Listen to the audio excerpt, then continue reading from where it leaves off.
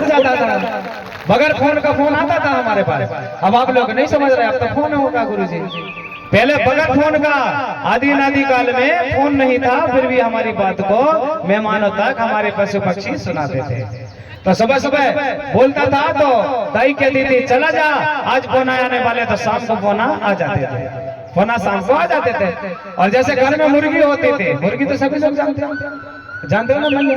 हाँ जानते हो, मुर्गी को सभी जानते हो। और उठा भैया थोड़ा सा, मुर्गी का आपने प्रमाणित नहीं किया होगा, पर हम बता रहे हैं आपको, मुर्गी में भी बड़ा गुण है। वो सुबह सुबह जल्दी से हमारे घरों से निकलती थी ना, तो निकल के जाती थी कहाँ? रास्ते में, और वहां से मिट्टी जल्दी जल्दी ऐसा करके पंख बनाती थी। पहले के जमाने में बता रहा हूँ, अब तो मुर्गी नहीं होगी, शहरों में कहाँ मुर्गी रहती, नहीं रहती, अब तो देहात में भी नहीं रहे, अब तो मुर्गी के ठेकेदार बन गए है ना। हाँ। तो वो जल्दी जाती थी, पंख में ऐसे ऐसे लेती थी और द्वार के किनारे आके पंख को हिला देती थी। तो उसमें क्या प्रमाणित होता था? आपने प्रमाणित दे रहा हूं मैं, सब चीज है उसमें। ये प्रमाणित होता था लड़का या लड़की बड़े है ना, तो उनको नहीं रिश्तेदार आते थे मांगने के लिए। तो घर की माता राम समझ जाती है, भैया आज मुर्गी में माटी डाल रही है रे बेटा, का पता रिश्तेदार नहीं आ जाए अपने घर, ऐसे बोलते थे। तो शाम शाम को रिश्तेदार आ ही जाते थे, मोड़ी मांगने वाले, ताली बजाओ, हाँ हम बहू मांगने वाले आ जाते थे। और का एक पक्षी और देखा होगा आपने, एक ऐसी पक्षी है वो बादल को भी रोक देती है, पानी को रोक देती है, ऐसी पक्षी है। अभी भी बता रहा हूँ मैं आपको, सुनो। उस पक्षी को सुबह सुबह बोलती है वो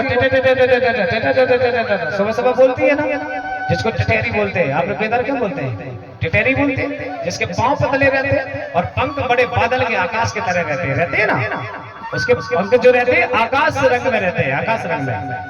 तो अगर वो आपको विश्वास नहीं होगा तो ध्यान रखना, पूर्वजों की वाणी को आपने जरूर सुना होगा। जब अगर उन्होंने देखा कि पूरे सुल्तानपुर से लगा कि इतनी नगरी में किसानी नहीं हुई है और किसान बहुत पीछे हो रहा, पानी नहीं हुई और पानी बरसात लग गया, गिरने वाला है, तो क्या करती वो?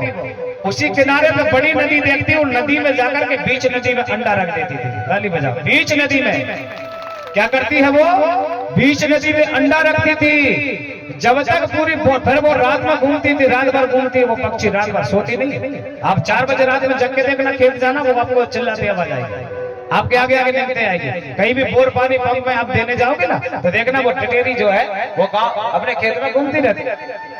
तो वो पक्षी पूरी बोनी को देख लेती है कि पूरे सुल्तानपुर नगर पे हमारे चुरका टोटा गांव में बोनी हो गई।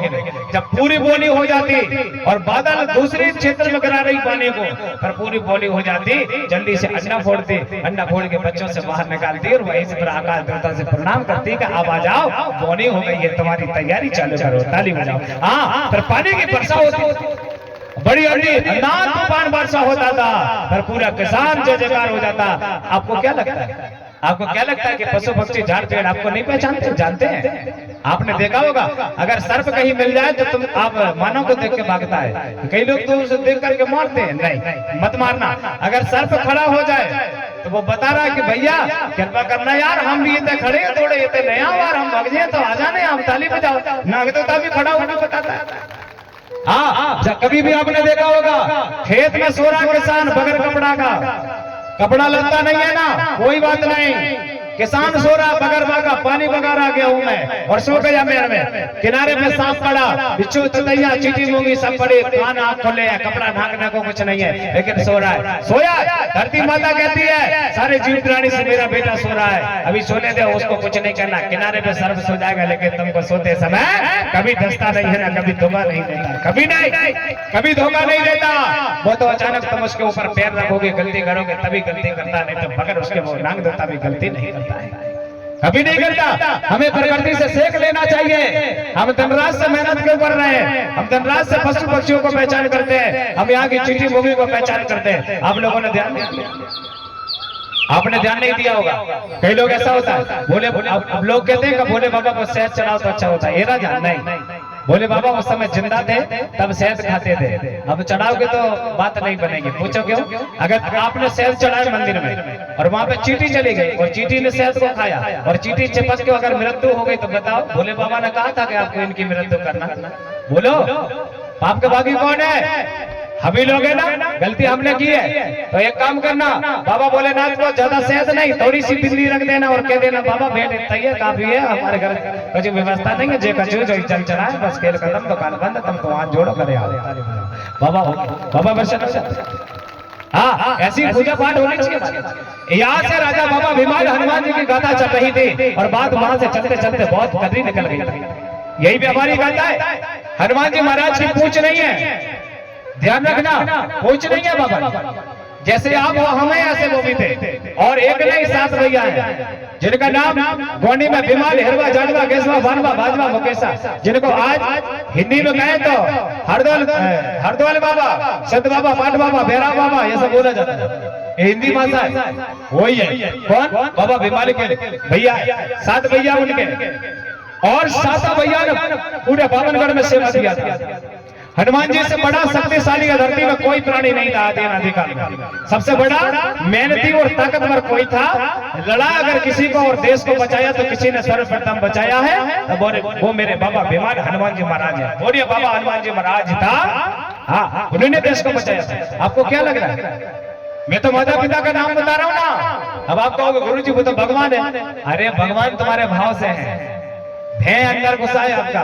भाव जगाओ तो भगवान नहीं, वो हमारे पुरखा है, वो सबके पुरखा है, पूर्वज है। अपने पुरखा पूर्वजों को आप भगवान कह सकते हो, इजाजत है। लेकिन हनुमान जी भगवान नहीं थे। भगवान पंच तत्व है। भा मतलब भूमि यानी धरती माता, गा का मतलब गगन यानी आकाश, वा का मतलब वायु यानी हवा, आ का मतलब अग्नि, ज्योति, ज्वाला, नेत्र, प्रकाश, सूरज, और ना का मतलब नीर यानी जल यानी पानी। ये भगवान है, ताली बजाओ। ये पंच तत्व भगवान है।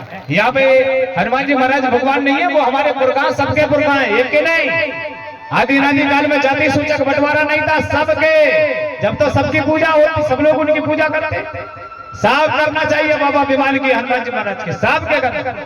और उनको मंदिर में आजाद रखना, झाड़ के नीचे रखना। झाड़ चाहते हैं वो पेड़ चाहिए, हरियाली चाहिए, प्रकृति का ज्ञान होना चाहिए। वो तो जब तक आप साथ देते हैं तो मंदिर के अंदर रखोगे, वो साथ नहीं देंगे आपको। वो तो बस बैठे मारे, आओ खाओ और जाओ, लड्डू चढ़ाओ उनको, बढ़िया प्रसादी दो, तुम भी खाओ और हम भी खुश रहे। जो कुछ बने तो बने, बिगड़े तो बिगड़े, हम नहीं जान, क्योंकि हमको तो बंद करके रखाओ, हम क्या कर सके, सेवा नहीं दे सकते आप। ऐसे तो होता है, कई बार संकट होती, कहते हम इतनी सेवा करें पर भगवान हमको साथ नहीं दे। कहां से दे? तारा लगा कर तो घर में आए, वे कहां से देते हैं साथ हमको? बोलिए परम शक्ति बड़ा बेलदा। तो हर बात को हम आपको समझा के बता रहे हैं। तो बाबा भीमाल अपने भैया बाबा से विदा लेते हैं और अपने गुरु के दरबार जाते हैं। और हनुमान जी के गुरु है मारूगंगा। क्या नाम है उनका? मारूगंगा। गुरु के दरबार जाते हैं और दादा के दरबार में जाते समय क्या बोला उन्होंने? देखो दादा, लाज रखना, कृपा रखना, हमको ज्ञान दो। आंधी तूफान बिजली बांधना, धरती की पहचान करना, 100 लाख झाड़ी वनस्पति को पहचान करना। यहाँ पर उसी दिन गुरु पूर्णिमा की रात थी और उसी दिन हनुमान जी महाराज अपने गुरु के दरबार पर पहुंचते हैं और क्या कह रहे हैं? बोलिए गुरु दादा। यहाँ पे अर्जी लगाते हैं और क्या बोले?